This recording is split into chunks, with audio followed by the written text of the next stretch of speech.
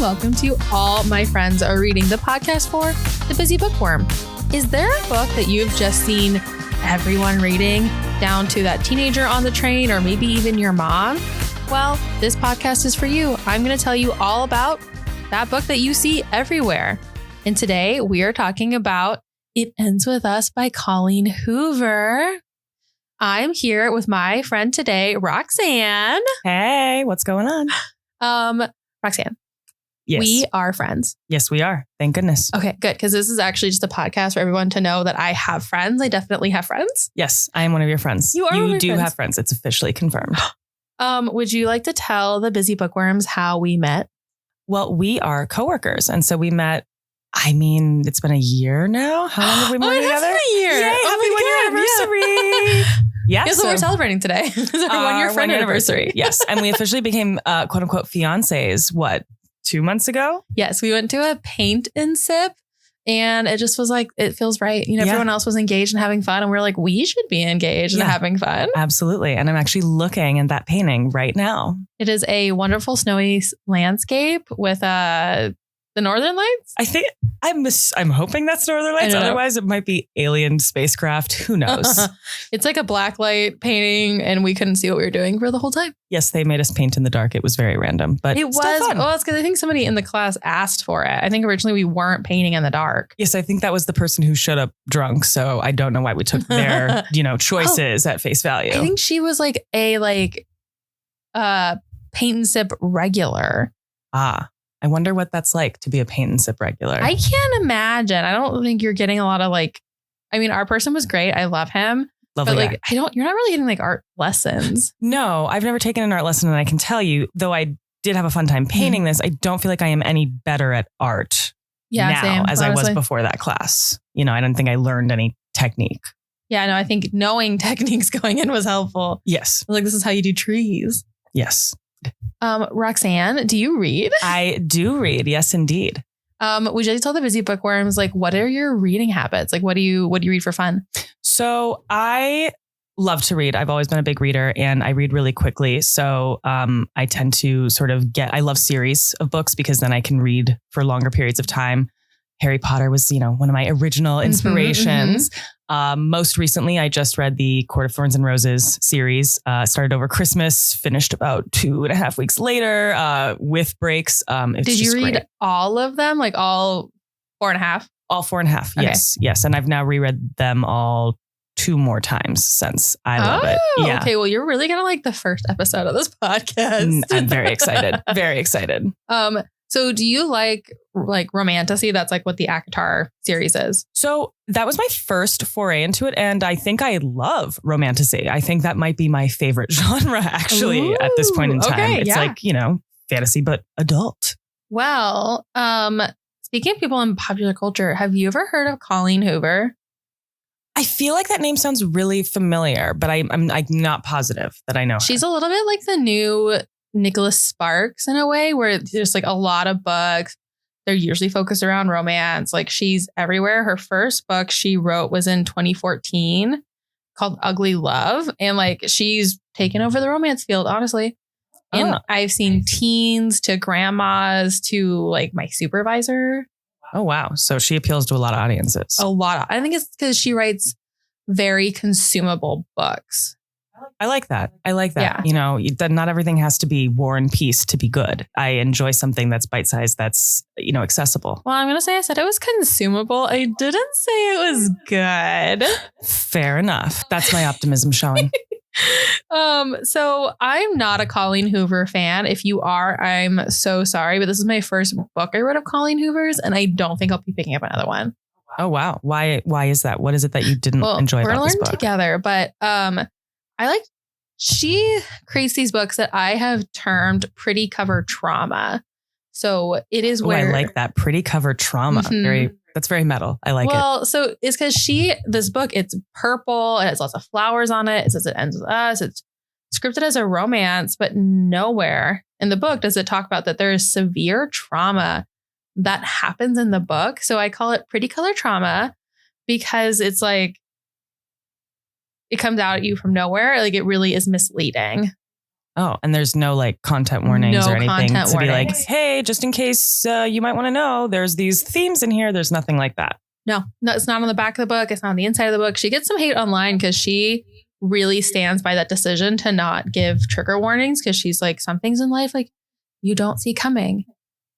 Yeah, but that's like for the experiences you have. You're making a choice to read a book. Like that seems fair. I want to know what I'm getting into. Yeah, during my leisure time. Yeah.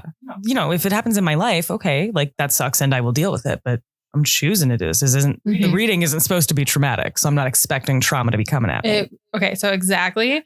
So in this book, this is a trigger warning for all the busy bookworms, that this book is going to heavily discuss themes of sexual abuse, domestic violence, emotional abuse, and physical abuse. So just keep that in mind that if those things are sensitive to you, this is probably not the episode for you. We will time mark it in the podcast description so you can skip those scenes, but just so you know, it's going to be a lot of the podcast today. I think that's really great that you're giving that warning, despite the fact that Miss Colleen Hoover did not. Oh, I believe in a warning. Let me tell you. That stuff's important. So we're going to dive into the book. Yay. And so you have 2 pieces of paper with you. Yes, I do. Which is called Red Flag. We're going to play red flag, green flag. Sweet. And it is your job, Roxanne, to let me know if you think something is a red flag or a green flag. Okay. All right. And there'll be places for me to ask you. But if you hear something and you're like, red flag. All right. Well, let me know. I'm going to do it. I'm going to get the papers ready in each hand. Beautiful. So I'm ready to go with these flags. So do you know what a Wattpad is? I don't know that I do. Okay. So one of the things about this book is that it's written like a Wattpad, which is a early of the internet place where you could just publish your own fiction. Oh, the fan fiction stuff. That's right. Yes. Yes. I think you've heard me say before, it's like where you'd read those stories where it's like, I was sold to One Direction by my mother and now... Red flag, by the way, in case anyone's wondering, that would still be a red flag. Separate from this book, that is a red flag. But it's like all these like crazy things like 50 Shades of Grey. Yes. Originally started on Wattpad. Twilight. That was on Wattpad. I didn't realize it was there. I just knew it was Twilight fan fiction. That one. And oh my God. The Harry Styles thing that you were telling me about. Harry Styles, that one. But no, what is Cassandra Clare? Her books, City of Glass, City of Bones. City of Bones? I don't know. Well, I don't know if I've heard of it. That was originally written as a Ron and Ginny Wattpad. I wish I could convey my face through this messaging. Like, oh no. Oh dear. Yeah. So it seems like maybe our early internet experiences were a little different. Yeah, just a little. I'm a couple years older than you, so maybe that's part of why. Sorry to Nancy. There are things online I should not have been reading. Oh, Nancy. Oh, Nancy. So there are 2 timelines in this book that I will help you sort through, but it's so past tense, her previous, like when she was younger, 16, she was living in Maine. And then her current day, present tense, she's living in Boston and she's 23. Okay. Our main character is Lily Bloom. Okay. She's 23 and she lives in Boston. And we meet her on top of a apartment building that isn't hers. Red flag. Red flag already. I'm scared. How did she get there? Why is she there? Why don't we know? Well, so it's just after her father's funeral, who she didn't have a good relationship with, but she went to the funeral because of her mom. Makes sense. And she's contemplating life. Like she's just sitting up there thinking it's been a weird day for her. And then she hears the door slam open behind her and it's around midnight. So it's kind of late. And she thought she had this place all to herself. And there's this guy coming out and he's mad. Like he's really mad. And he starts kicking one of the chairs on the roof until he noticed. Red flag.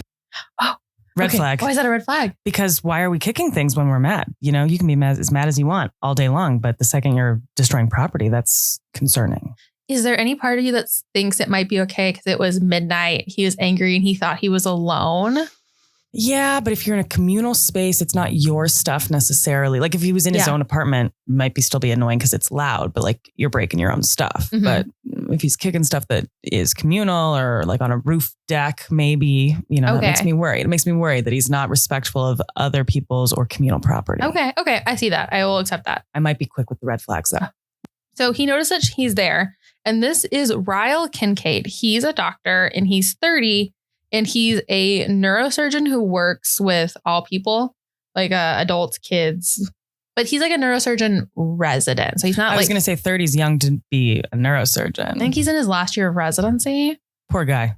I know. It's rough. And okay, honestly, his description is Edward Cullen. Like I don't think he looks like Robert Pattinson, but the description of him is Edward Cullen. So like pale, I'm trying to think of what else they... Copper hair. Copper hair, yes, handsomest absolutely. person you've ever seen. Aren't they always? Like muscular, but not like too muscular. Still very like...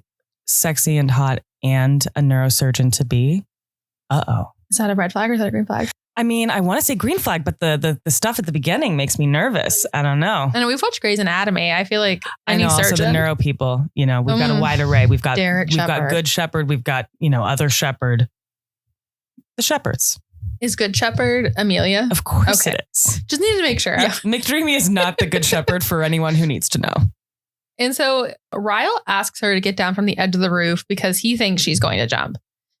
Green flag. That's a good thing. He cares about her. He's making sure she's not, going to jump. I respect that. And he's like, I just lost a patient today and I don't need to see another death. Like, get down. Okay, well, then that's a red flag because that's very selfish to put it that way. So green and red flag. It's very Christmassy up in here. The lights are flashing everywhere. So she gets down. She's like, okay, sure, whatever. He seems mad. I'll get down from the edge of the roof. I am standing here precariously. They start chatting. They hang out in the chairs together. I think she's looking for someone to chat with. I think he's looking for someone to chat with. Divine fate or whatever. And he asks for a naked truth. Oh. And do you know what a naked truth is? I have theories, but please elaborate. So it's like, tell me something vulnerable and true about yourself. Like a naked truth. Like it can be ugly. It's just the truth. Okay. Interesting. It's an interesting tactic. Okay. They go back and forth a little bit. Like she tells him, I really hated my father. And he says, I really want to fuck you. Oh, red flag. But maybe green flag because he's hot, but like red flag because like that's very straightforward for like the first time you're meeting someone and you just maybe pull them away from suicide. So like maybe we don't go with like sexuality first. Right. That seems fair. Fair. And she's like, I'm not a one night stand human. Not going to happen. I like that. Woman who knows what she wants. But like they're leaning a little closer and they're getting a little closer and they're about to kiss when he gets a call from the hospital and like he needs to go back in. Oh no. So that's all in chapter 1. That's a very jam-packed chapter 1. Right. We're really establishing a lot. I will also say, I think personally, naked truth is a red flag. If you meet somebody and they're immediately demanding a vulnerability like that, that's not in regards to, do you want children? Right. Are you religious? Like things that you need to like kind of check off to make sure it's fine. Like compatibility wise. Yeah, I kind of see that. It reminds me. So back in like middle school, like when, texting was still, very new. One of the things that would like be going on if you were flirting with a boy was like, let's play the questions game. And you could ask each other like personal questions and you'd start with something light and then go really deep, really quick usually. Yes. So that kind of reminds me of it, but like at least with the questions game, you're asking. So that gives the person the opportunity to say no. Like the naked truth is just like, tell me something about you that's deep and personal and vulnerable. And it's a little like, it's like, I haven't figured out if you are safe enough for me to share that. Killer. You might be a neurosurgeon, but also a serial killer. Could be both. So 6 months later, Miss Lily Bloom goes to her storefront, which used to be a restaurant. And we find out that she is making her own flowers business. Lily Bloom is making her own flowers business. She's about J.K. Rowling on the level of on the nose with the names. Lily and Bloom. She loves flowers. And also, this is the flowers that are not for the regular girl. This is for red people. Freaking flag. I'm not like other girls. It's like steampunk and like black and like velvet and stuff. Flowers are people who hate flowers. We get it. You're different. You're so different and misunderstood. I'm like, how can you make a flower business based off that? Like, I recognize that you need to have some ingenuity in marketing your business, but I don't think you can possibly go that niche. No. Because when do you buy flowers? Mother's Day and Valentine's Day. Exactly. And funerals. I mean, that's pretty much it. And funerals. So, it's odd. It's very odd. No, she's not. Very alienating. Not a great business model. Lily Bloom. Lily Bloom. And so she starts working when this person comes in. Her name's Alyssa. And she's like a rich girl who just wants a hobby. And she just like starts helping out. She's like, I saw there was a help wanted sign in the window. And Lily's like, yeah, that's from like the last business. And Alyssa's like, well, I'd like a job. Can I help you? And just like, Okay. starts working Casual. there. They become fast friends. Alyssa's like, this flower place sounds like so cool. Oh my God, it's going to be amazing. Sucking up. I see. And so then as they're like cleaning things out and there's like lots to get out from this like restaurant that just closed, Lily ends up twisting her ankle and Alyssa's like, fuck. Like, Oh no. like my boss got hurt on the first day. So she calls her husband and her doctor brother to come help out because they were just down the street at the bar. Dun, dun, dun. And so who walks in but Ryle in a onesie? Why is the neurosurgeon wearing a onesie? So it turns out that for whatever game they're watching, it's football, I think. Interesting. If you wear a onesie to the bar, you get like a free beer. Okay. I respect that. Cool. We Cool enjoy a person who That's is... very, you know what? That's very Boston. I lived in Boston for 5 years, and that is a very Did Boston. you really? I did. I did my undergrad there, and I went to Northeastern University, which has so shout out Northeastern, and it's a 5-year program because of just the way that they do their schooling. And so, yeah, I lived there for 5 years. Wow. Yeah, I loved it. So it's very Boston. They're very serious about their sports, very into their themes and things like that. Okay, well, yeah, they were really into this theme. As, you know, Ryle is helping out with the ankle because he's a neurosurgeon, so he knows how to fix ankles. Of course. They do like more naked truths. And she says like, I wanted to go back to that roof and see if you were there. And he's like, I still want to fuck you. Alyssa hears this and she goes, please ignore him. She's like, I am so sorry. Like he's not a reflection on me. Like, no. Green flag for Alyssa. She's a girl's girl. So Alyssa asks Ryle to help Lily home and he refuses. Red flag. Because I'm so impulsive. It's going to be so quick. Red freaking flag already, though. Because he's like, I'm going to have sex with her and I don't want to. Like, he doesn't say that to Alyssa, but like, that's what he says to Lily. What an odd logic. Mm-hmm. I don't like that. It's kind of weird. Yeah, definitely red freaking flag here. What a douche. You want to have sex there, but you don't want to put in the effort to bring her home when she's an injured ankle and you're literally a doctor. So Right. Lily ends up working from home for a couple of days while Alyssa's taking over the flower shop just to clean things out, which is great with your new best friend who you determine in one day as your best friend. Red flag. That's a little red flaggy.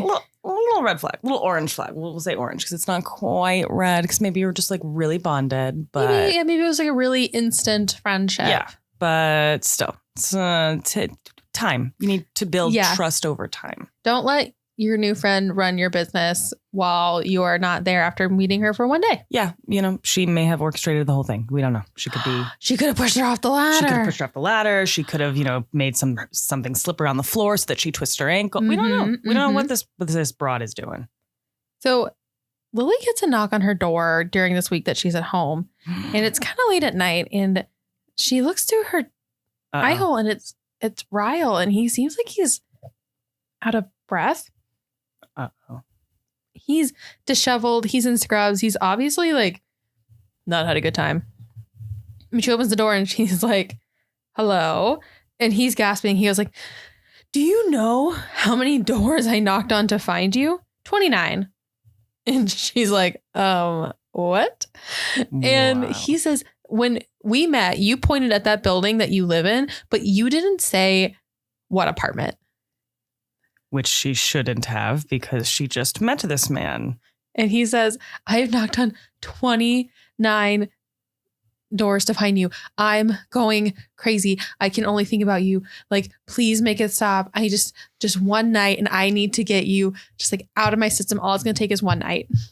I am waving the red flag. I am waving it slowly and high. It's waving. That is sketchy. You got a man knocking on 29 doors to find you after knowing you for 30 seconds. And he's not obsessed with like you. Like at least Edward Cullen had the dignity to be like, your soul and da da da da. This guy's like, I just need to fuck you and get you out of my system. That's so gross. Yeah. And also, do you think there is maybe a way that he could have gotten her phone number? It's almost like his sister, I believe, is her new best friend and her new, worker in her flower shop. So he could have, I don't know, maybe talked to his sister to get in on this, or any other way besides knocking on a bunch of random strangers' doors in the middle of the night. Like 29. These poor 29 people. Justice for the 29. I'm like, so she is like, no, I don't do one night stands. You're hot, but like, no. And so like he's about to leave, and then he gets on his knees and he begs her. He's like, please make it stop. The red flag's even more wavy and higher. Creepy. No means no. No means no. I feel like we need to say that a bunch of times. No means no. Well, for Lily, she's like, I am kind of lonely. He is kind of hot. Maybe a one night stand wouldn't be so bad. Hey, look, one night stands, if that's what you want, I support you. I am sex positive. I believe, do you, as long as it's what makes you safe and, it's safe and makes you happy. But yes, I mean, you're changing your whole moral stance just because this guy is hot and possibly a stalker. And horny. And horny. Maybe those scrubs were giving away more than we could ever know. To her, he's the hottest guy in the world. To Alyssa, it's her brother. Maybe she imprinted on him and she just couldn't handle it. So she's like, okay, like, you know what? I will. Oh. But I'm going to go take a shower. I am dirty and I'm not going to do this when I stand gross. So she's going to put in more work to this thing that she never would ever possibly do in her life. But she's going to do it now and she's going to go do the whole 9. Okay. So she does. She does the whole 9. She takes like 30 minutes in there.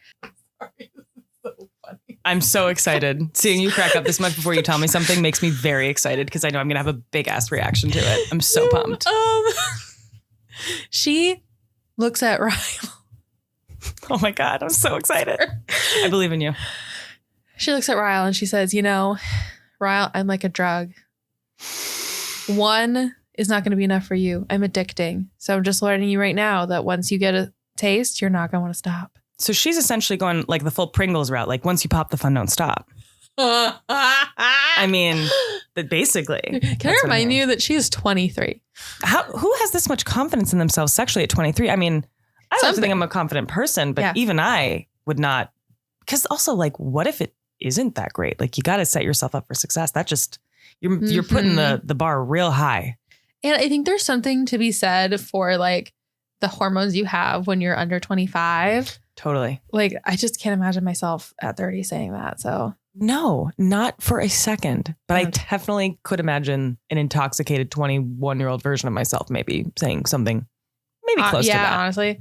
This is the thing. That's where like when I read all the romantasy and they're like 19, there's a part of me that's really into it. Then a part of me, if I take a step back and like I don't let myself be in that world, I'm like, you're 19. Yeah. Yeah, you're 19 and that's not cute. That's a lot. Yeah. So she comes out of the shower and Ryle's asleep on her bed. Oh, classic. Mm-hmm. He's been up for like 48 hours. He's a neurosurgeon. He's a resident. He's in his last year. He fell asleep. And he came over with so much bravado and so much, I need to fuck you energy. And then he passes out. I mean, interesting. So in the morning, he leaves. Okay. She does not wake him up. She's like, does she sleep in the bed with him? Yeah. Do they snuggle? Or is it like, are we facing away from each other and he's like curled up at the bottom of the bed? There's like some like light snuggling. Interesting. I don't think it's like you stay on your side, I'll stay on my side. I think it's like we're sharing. Yeah. And she's like, we're about to have sex, so I guess we can touch.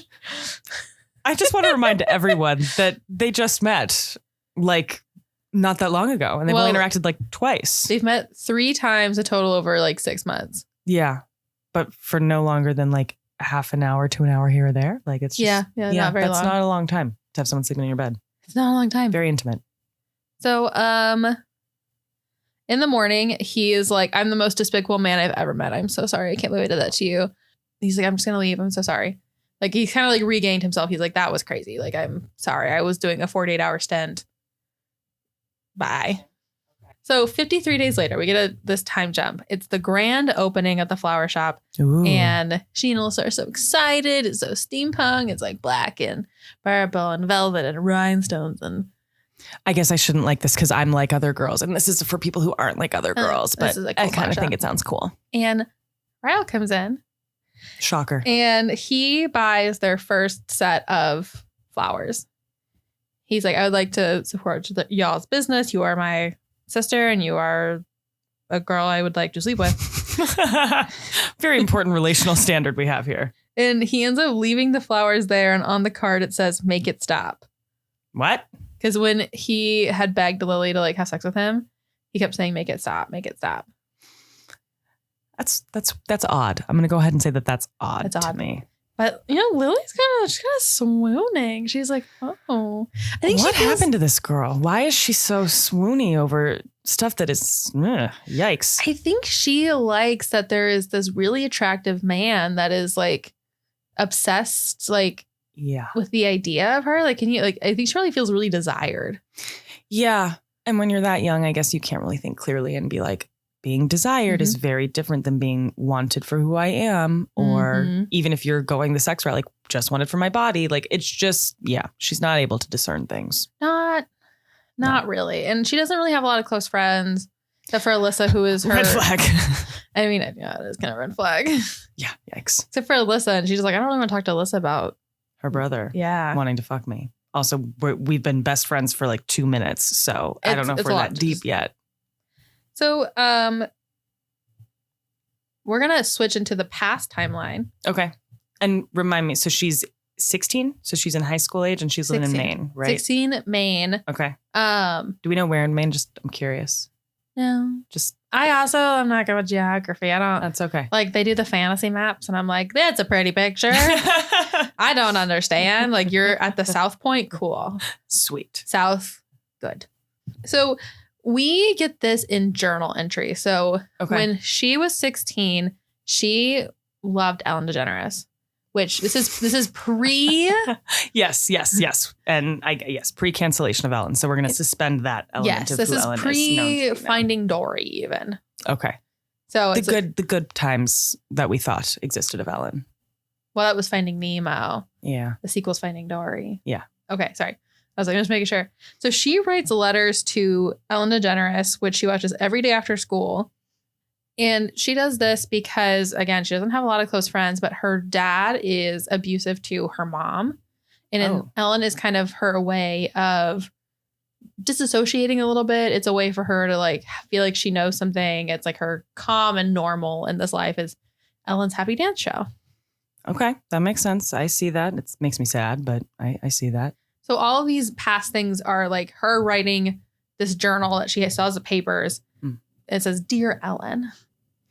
Oh, I would put a red flag up, but I'm more just have like a sad flag up. Yeah, it's kind of a sad flag. Oh, okay. You're 16 and you're like, I get like an 8-year-old or even a 9 or 10-year-old, but like at 16, that just more means something really not great is going on, I feel like. Yeah, there's a lot of great things going on in her life. So the house next door is empty. Except she sees this guy that's like going into the house and she's like, well, that's kind of crazy. That's that kid Atlas from school. And he's a senior. So he's like 18. She notices that he's living there, but she's like, this house has been abandoned for a while. So I don't know why he's living there. Uh-oh. But I don't know. She's like, it's cold. It's Maine. We're approaching winter. Sure. Yeah.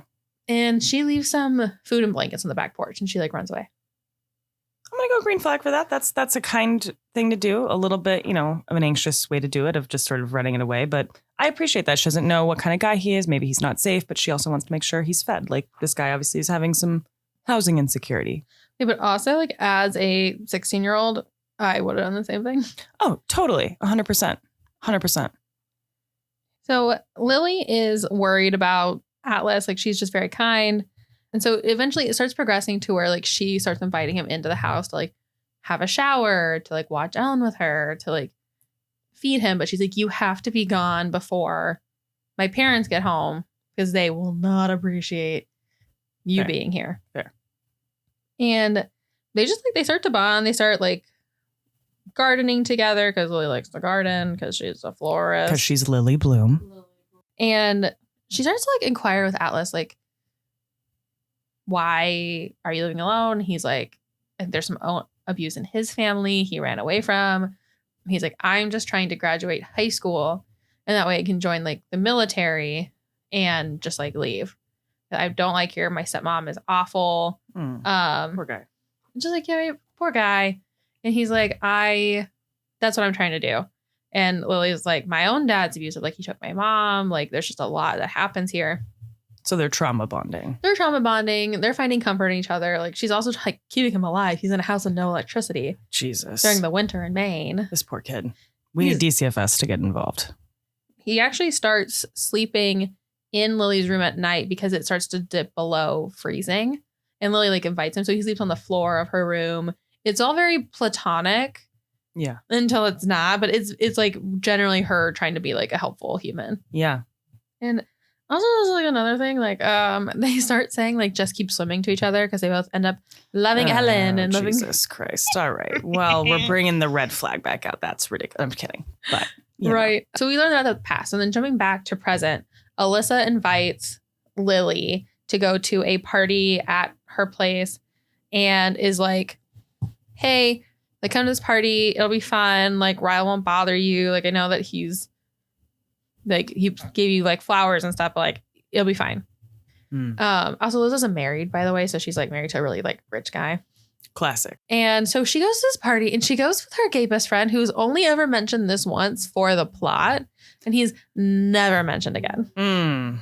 Not a fan. And it's red flag on the writing. We're not going to go with red flag of the situation, but more red flag on the writing. If you're only like, I don't know if it's the only queer character, but to have the gay best friend trope and to only have them be a plot device, like, come on. Yeah, no, you're better. right. Red Do flag better. on the writing. She's like, this is my gay best friend. And she brings him to make like Ryle jealous, but also to like have him back off a little bit. So like that she's there with a date. So she's got dual purposes that are completely opposite of each other. Uh-huh. And Ryle comes and talks to her anyway. And the gay best friend is like, he's hot. You should fuck him, and like leaves. Yeah, that's not the person to bring along if you're trying to not have sex with somebody. Your gay best friend or any of your best friends might probably encourage you, especially if he's a super hot neurosurgeon and you're like at a party having fun. Right. And you don't know anything about him beyond that it's a neurosurgeon that's kind of into you. Right. Yeah. So at this party, like Ryle just like keeps kind of pushing her boundaries and keeps great. How healthy. Nat. And eventually she's like, hey, like, I don't want to just have sex with you. And he's like, cool, I want to date. He's like, I like want to have a relationship with you. Okay. Where is this change of heart coming from? It's very sus to me. I think it's because she keeps saying no. And I think he's starting to be like, actually, I do want Lily. Like, it's not just my normal obsession. It's been over like 6 months of me thinking about her. I think that means like I like her. Interesting. Mm-hmm. He hasn't had a lot of serious girlfriends before.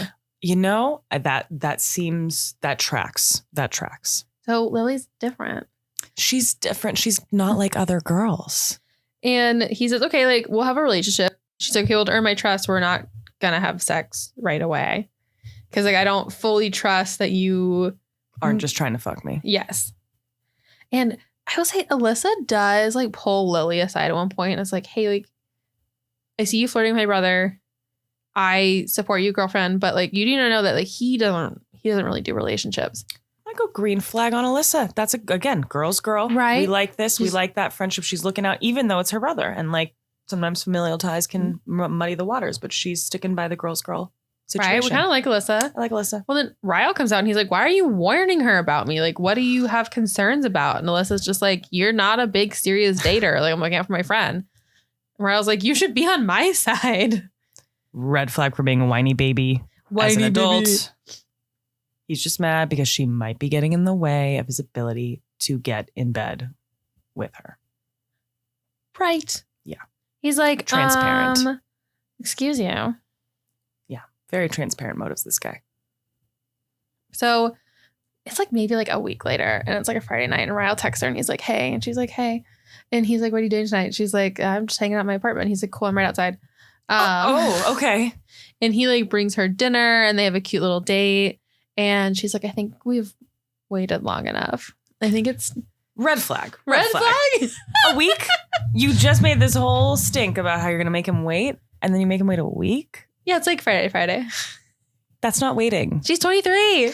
That's true. She's 23. That is waiting. Good job. You made it a week. Late in so long. How long? Do we know what the drought is prior? I don't know. Must have been a long one. They finally have sex. And, you know, like, she's like, I'm a drug. Like, you're going to be addicted to me. And it's like this sex scene. We're like 100 pages in. We waited for it. And it's fine. I think Lily has good sex. Like Lily and Ryle are like, oh my God, amazing sex. I'm so into you. I'm addicted.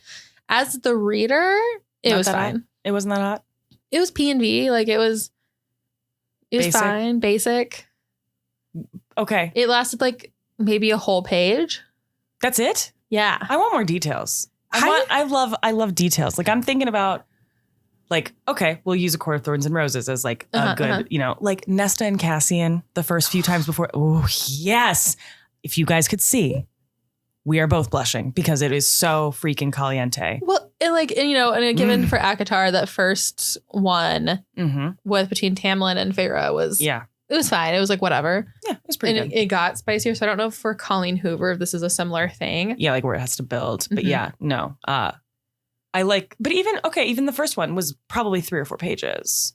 I think it was like, I only know this because I just told someone about it. It was about a page and a half. Yeah, see, that's not long enough. I need more details. I like to mentally be there for like a long enough time. Like it's romantasy for a reason. Romance and fantasy. Yeah.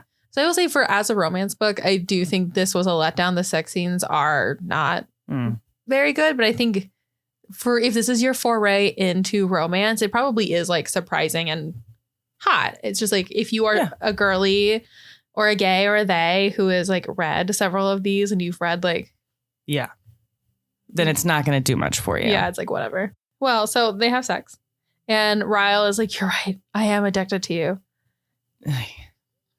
I mean, okay. And so honestly, their relationship for like the next 6 months is great. Like he's a great boyfriend to her. He gives her attention. She's having good sex. Her business is doing well. It's going so well that she introduces him to her mother. Dun, dun, dun. Well, he kind of invites himself to meet her mother because she's going to go have dinner. And he's like, I'd love to meet your mom. Oh. And she's like, okay. Okay. And they go to this restaurant and it is called Bibs. Okay. Like BIBS. And it's this like new restaurant. It's super like famous. Like it's all over like the food blogs. It's new. And they're talking with mom when this waiter comes over and Lily looks up and she's like, Atlas? Oh, shit. Oh, shit. And she doesn't actually say Atlas. She just like recognizes who he is. And she's like stunned. She's completely stunned. There's this man that's in front of her that she has known for forever. And she's like, oh my God. So the rest of dinner, she's silent, which is, I guess, it's kind of fine because Ryle and the mom are like bonding. Like he's showing off for the mom. And then like she goes to the bathroom because she's like, I just need a second. This person from my past who I've not seen, who meant like a lot to me, is here. And as she's at the bathroom, like Atlas is like, hey, it's so good to see you. Like, I'm so glad that you made it out of Maine. As you can see, like, I'm also okay. And they just kind of have this reconnection moment. And it's a nice moment. That's nice. I'm glad that we see that Atlas is doing well-ish so far, although I don't know that we have enough details, but I'm curious. Well, she's floored. And then she just has Ryle take her home at the end of the night. And they like part ways and she goes back to read her journals. And so then we get the second half of what happened to Atlas, which is one night, like, so they're like dating. They've been dating. He's sleeping over every night. And he's sleeping overnight, but they have not had sex. Okay. Fair enough. High school, innocent. One of the days that he sleeps over, Lily's dad really, really hurts her mom. And Lily's like trying to go down there to like protect her mom. And Atlas like protects Lily. Like he takes her back to the room, keeps her safe, like holds her as she cries throughout the night. Go ahead and give a green flag to that. We want to protect people that are going into danger and be there for them when they're coming out of danger. So I like that. Green flag to Atlas. Not too long after Atlas is leaving, like he's graduating. He's like, it's been my plan to leave to go to Boston.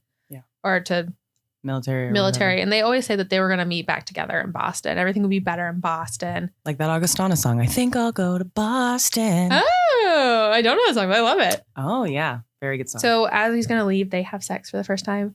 And it's like, it's sweet. It's like virgin sex. It's not. Yeah, I don't know that that's supposed to be hot. That's maybe more supposed to be passage of life. I think so, too. I don't think it was very explicit. I think it was just like a sweet moment before he left for the military. And he's like, one day we'll both be in Boston together and it'll be better. Oh, very tender, very sweet. We're kind of a fan of Atlas. Yeah. I'm a fan of Atlas. I feel for Atlas. I want Atlas to get some help. Poor guy. I think, honestly, in the book, he's doing the best. Yeah. Well, Again, back to normal life. And things happen. We're back to normal life. Things happen back to normal life. Yeah. Ryle is at Lily's house and they're making dinner together. And it's very lovely and it's sweet. And they're dancing. They're having a cute little silly time. Lily's been drinking and making dinner. And then Ryle grabs something from the oven and it burns his hand. Oh, no. And he's a neurosurgeon. His hands are really important to him. Yeah. It's not good. Lily's really drunk and she's like trying to help him. And it shoves her away. He's running his hand like under the faucet, like it's burned. He's scared. And he shoves her away and like she falls and like breaks the wine bottle. Oh no. Red flag. Red flag. Red flag. Why is this a red flag? Well, you don't put your hands on somebody in that way ever, unless they are, coming at you with a knife or a gun. Like you don't put your hands on someone to get them away from you that way. He shoves her and she immediately is like, holy shit, like you shoved me. And he's like, I am so sorry. I'm so sorry. Like, I just was really scared and like you weren't helping. I am so sorry. And, in Lily's defense a little bit, I could see her maybe ignoring this first one, being like, he's a neurosurgeon. He's in his last year. I was being silly, crazy. Sure. From the inside out, I can absolutely, at that age, you might give the benefit of the doubt. If that person has earned it, if they've shown you nothing else that makes you concerned. Okay. But still, red flag. It's definitely a red flag you got to keep like an eye on. At that point. And I will also say not to be like a defender of somebody who hurts you. If someone hurts you, leave that relationship. I can just understand why Lily is like, okay, we'll let it slide. Yes. We'll let it slide for now. But then Alyssa announces that she's pregnant. Oh, yay. And they go out to like celebrate dinner. And they decide, she's like, I want to go to Bibbs. Like, y'all said it was so good. Let's go. And Lily's like, I don't know. Oh, she gets squirrely. She's like, oh, I don't know where to go there. And so they go back to Bibbs and Alice is there again. But it turns out he's the owner of the restaurant.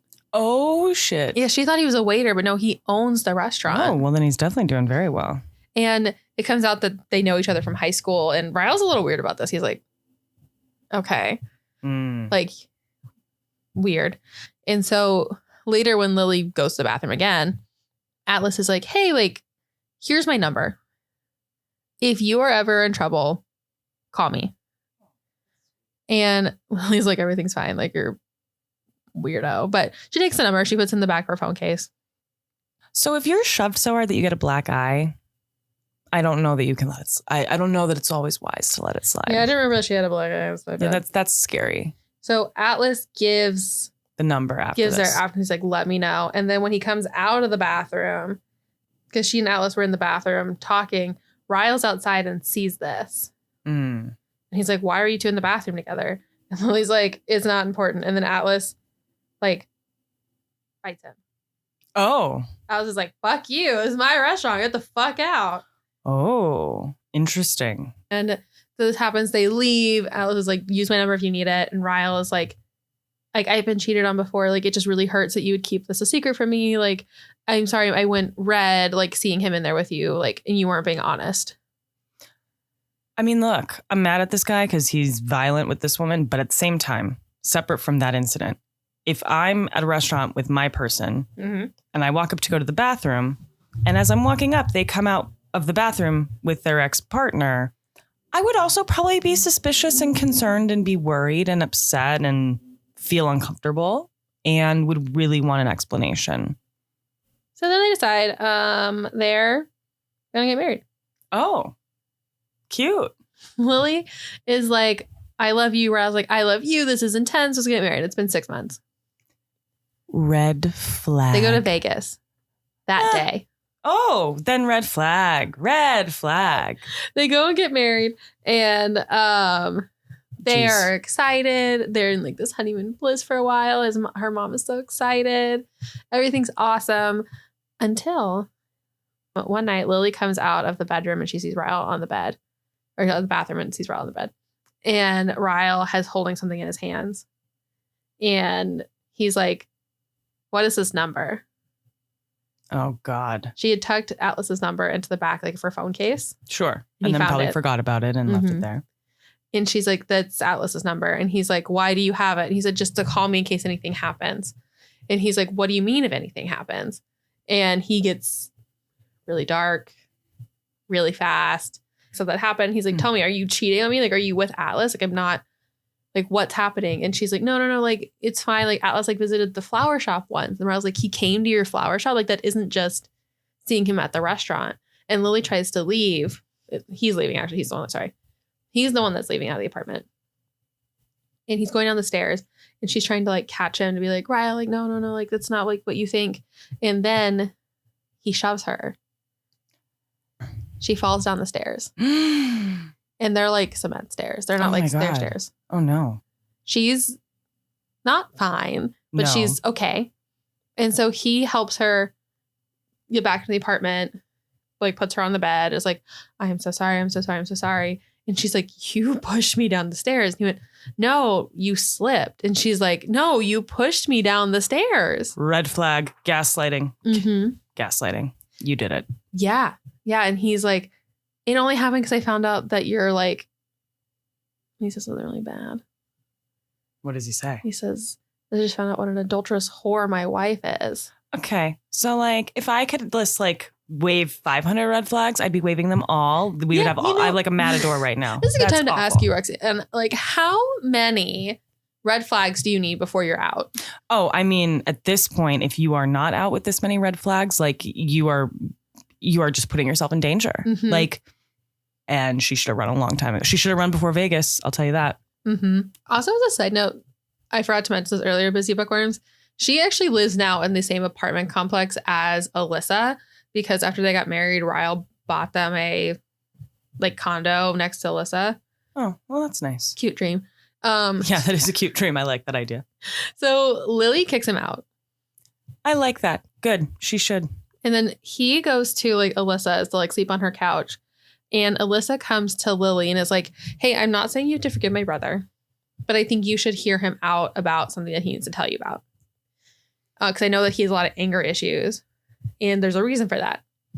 And so Ryle then tells Lily that when he was a child, he accidentally killed their older brother because there was an unlocked up gun in their house. And he was like 5 years old. Holy shit. Pretty covered trauma. Oh my God. That is, I have so many thoughts about that. Like, that's, okay. Blah, blah, blah. None of that's an excuse for the violence, but holy crap, this guy needs some serious therapy because, of course, he didn't do anything on purpose. And also, PSA, guns are bad. Guns are bad. Guns kill people. Oh my God, that's crazy. Did not see that coming. Yeah, no, Ryle is like, I have so much to work on. I'm trying so hard to work on my anger issues, I promise. Like, it won't happen again. Oh, your face is like, what do you mean? Well, what are you exactly doing to work on it? Shoving me down the stairs? I so appreciate that you said that, because I think I've said this to several people about this book. And I'm like, where was the proof that he was doing things? Yeah. Do you have receipts from your therapist? Yeah. Like, are you even like, I don't know, in a karate class to put your anger Are you in somewhere else? boxing, like to channel your anger somewhere? Doing like one of those rage rooms? Like nothing. Nothing. No. But she takes him back. She's like, okay. And I think the thing that we see. She needs to do work too. She needs to do work, but I think she like is in that mindset where she's like, that's not my Ryle. And I love my Ryle, who's the sweet person who loves me and is my husband. So that's splitting. I mean, that's looking at someone as a split dichotomy and going, there's the good one of them and the bad one of them. And unless you are willing to take the bad with the good, you can't subsist on someone's only their good parts. Well, and for Lily, I think she's like, this is my husband. I need to help him through these rages, is what he calls them. He's like, I don't remember what happens after my rages. Well, sweetie, you're not a licensed clinical psychologist. Like you can't. You've not been trained in this. Yes. You need to go get professionals to help and step away to keep yourself safe. This is always the thing. And this is for all the young, busy bookworms out there.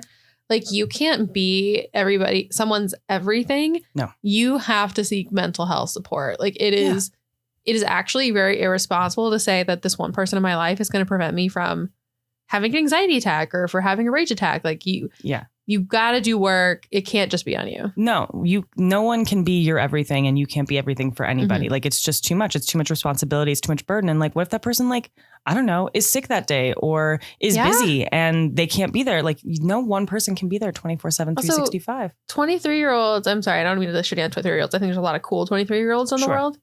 My brother being one of them. I like him. Nice. You can't always say the right thing. No. Like, how do you know what the right thing is to say? No, because there's no such thing as one right thing. There's often a wrong thing to say. There's or many wrong things. a wrong thing to say. But there's usually not like one right thing. There's a tentative peace in the household. Everything's kind of going okay. Ryle's still being a neurosurgeon. He's getting ready to like apply for attending positions. Her flower shop's going really well. She's financially independent, and that should be stated. That is very good and important. Very good. And she comes home one night and Ryle's there, and there's like an article in the paper that was about new businesses in Boston. She was in it. She was like interviewed for it. He's also like holding something in his hand. He's like twisting something in his hand. And she's like, hey, and he's like, I read your article. And she's like, he doesn't seem very happy. So she's kind of proceeding with caution. She's like, okay. And he gives like the article to her, and it's the owner of Bib is complimenting her flower shop. And then they ask him about the name of the restaurant. Why is it called Bib? And he's like, oh, actually, like, it's an acronym. It means better in Boston. There was a friend of mine who we really helped each other. We would say better in Boston. So in a way, it's kind of named for my friend. And Lily didn't have a lot of stuff when she moved into the apartment. But one of the things that she did have was a magnet that said better in Boston. Oh, no. And he's like, is there something you want to tell me? And she's like, no. Ay. She never learns about communication, does she? No, she doesn't. And he is like, what the hell? I think even to this point, she's still not been super honest about her relationship with Atlas, about having like dated him and having loved him.